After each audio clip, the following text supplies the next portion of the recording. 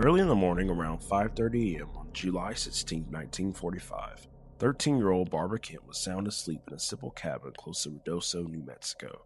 She was spending the summer at a dance camp with her group of friends, sharing bunks and dreaming of tap routines and ballet steps. Without warning, a tremendous blast rattled the whole place. The shockwave hurled Barbara and the other girls, about a dozen in total, right out of their beds and crashing onto the wooden floor. Panic set in fast. The girls stared at one another, wide-eyed and trembling. What just happened? Their dance teacher burst into the room, convinced a water heater had blown up or a fire was starting somewhere. She quickly gathered them and hurried everyone outside to stand by the nearby river while she inspected the cabin. While they waited, Barbara noticed something odd brushing against her face. Soft, cool flakes drifting down. She tilted her head back. Snow? In the middle of July?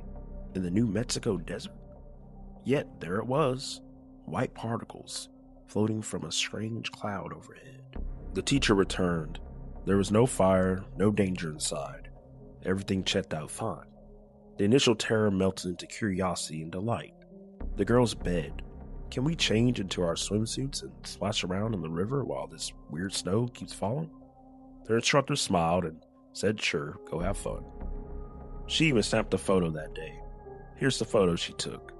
As you can see, Barbara is in the center, grinning ear to ear with her friends in the shallow water, arms outstretched, catching the falling flakes on their tongues, smearing the warm ash on their cheeks like playful war paint. They laughed and twirled in the river, turning a bizarre morning into a magical memory.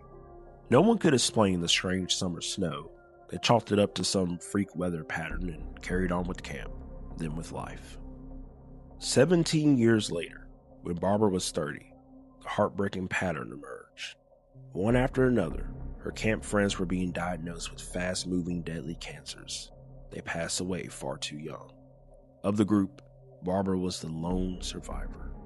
Those white flakes weren't snow at all. They were radioactive fallout, fine, hot ash carried on the wind and settling across the landscape. The girls had joyfully played in it, rubbed it on their skin, even tasted it, completely unaware of the invisible danger. The decades that followed, that exposure claimed the lives of her friends.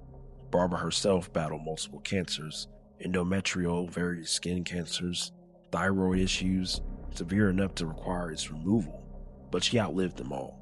She carried the grief of losing her entire camp group, plus others close to her like her mother and the dance instructor.